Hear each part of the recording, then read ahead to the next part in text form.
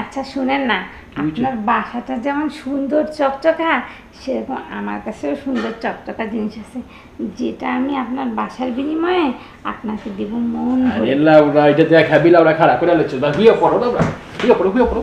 শুনেন, কি বুঝতেছো বলো? ডায়েরি খুঁজতেছি রে।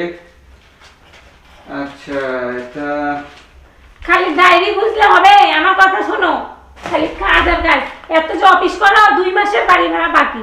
বাড়িওয়ালা কখন যে চলে আসে, বাড়িওয়ালার ছেলে আসে একবার বাড়িওয়ালা আসে, তুমি তো থাকো না, অফিসে থাকো আর বাঁচে যাও, আর আমাকে আসে যে রাগারাগি করে ভাড়ার জন্য, আমি কি করব? আচ্ছা তুই থামবি? এত কথা তুই এক লগে কিভাবে করস আমি তো বুঝি না। তো বলবো না? আমি সকালবেলা 7 করে যাইতেছি অফিসে, আর তুই কি না ভালো টালো কথা বলবি, তা না বলে এইটা নাই সেটা নাই, বাড়ি ভাড়া নাই, হ্যান নাই তেন নাই, এলে করলে আসলে কি বলো। আচ্ছা তোর সাথে আমার তর্ক বিতর্ক করার দরকার নাই। এই চুপ! তর্ক বিতর্ক মানে কি?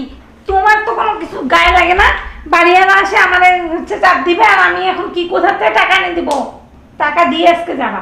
এই শালি, বাসাতে গেলে আমি একা থাকি না তুইও থাকিস? হ্যাঁ, তা আমি থাকি, আমি তোমার বউ, আমি কি চুরি করে না বাপের বাড়ি থেকে টাকা আনবো? আমি কি আমার বাপের বাড়ি যাই? আমি ভাবছিলাম তোর সাথে কয়েকদিন প্রেম টেম করে পরে চাকরি বাকরি হলে বিয়ে শাদী করবো, হ্যাঁ। কিন্তু তোর দেরি আর হলো না, আমি প্রতিষ্ঠিত হতে পারলাম না। চাকরি একটা নেমো নেমো করতে করতে 2 মাস পরে চাকরি পেলাম, এখন চাকরির 2 মাস ডিউটি করলাম, এখন অফিসের অবস্থা খুব খারাপ, লোক বের করে দিচ্ছে অফিস থেকে, আর আমি ওই বেতন চাইলে পরে আমাকেও বের করে দেবে। তা তোর জন্য আমি সব ছাড়বো? ও, অন্যায়টা আমার হইছে তাই না?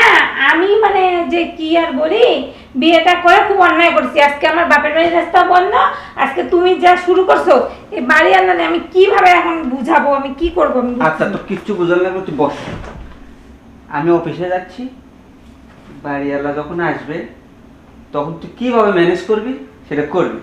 এই আবার আমার উপরে কিভাবে ম্যানেজ করবো মানে? আমি তো থাকবোই না, আমি থাকলে বুঝে বলতাম, এখন তুই কিভাবে করবি সেটা তোর ব্যাপার। আমি গেলাম, এখন আমি রাস্তা পথে যাচ্ছি, তুই আর কিছু বলিস না ভাই, আমি যাই। কি যে ভুল করলাম বিয়েটা করে। এইদিকে তো বাড়িতে অবাধ্য হয়ে বিয়ে করছি, বাসা যাওয়ারও রাস্তা নাই, আবার এইদিকে এই যে শুরু করছে বাড়ি ভাড়া দিতে পারে না। সুজন মিয়া বাসায় আছে? এই যে বলতে বলতে চলে আসছে এখন। সুজন মিয়া, ও আপনি আসছেন?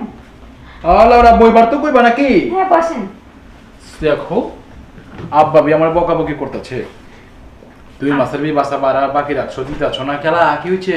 আচ্ছা শোনেন না, আমার জামাই না 2 মাস থেকে বেকার, কেবল চাকরি হয়েছে, বেতন টেতন পাক দিবে, সমস্যা নাই, একটু ধৈর্য ধরে। দৌড়ু লাউরা দিব কয়া তো মাগার 2 মাস পার করে ফেলাইছে, আর 1 মাস গেলে তো 3 মাস। আম করবে একটা নিয়ম নীতি আছে, 3 মাস বিপকে পড়ে গেলে গা তুমি বাসা ছেড়ে দেওয়ার লাগে।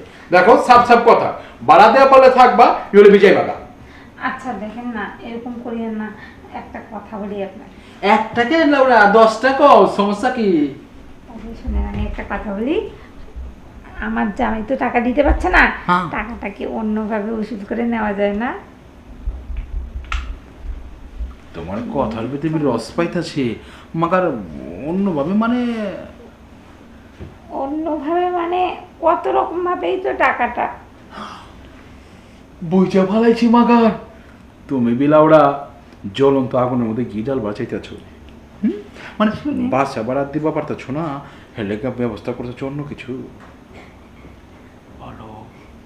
আচ্ছা শুনেন না, আপনার বাসাটা যেমন সুন্দর চকচকা, সেরকম আমার কাছেও সুন্দর চকচকা জিনিস আছে, যেটা আমি আপনার বাসার বিনিময়ে আপনাকে দেব মন ভরে। লাউরা এটা দেখাবি, লাউরা খারাপ করে আলোচনা বা হুইয়া পড়ো, লাউরা হুইয়া পড়ো শুনেন, সোনা সরি কিন্তু পড়ো।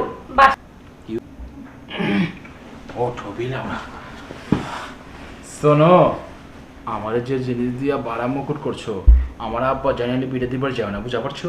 আচ্ছা সেটা জানবে না, কিন্তু আপনার আব্বা এসে যদি আবার ভাড়া চায় তখন কি করব? আবে লাউডা মাইয়া মানে সে থেকে জ্ঞান বুদ্ধি নাই, তোমার স্বামী রেবি বুঝাইবা যে বাসা পাড়া বাকি আছে, আর আব্বা জানাইলে বি কইবা আমার কাছে দিয়া দিচ্ছ। এই কথা বলবো যদি না মানে রাগারাগি? আরে মার মনে গেলা আমার আব্বা জান না, মাগার আমি কোমো লয়ে লিছি, লয়ে বি বাজার সাথে করছি, বুঝে যাবো।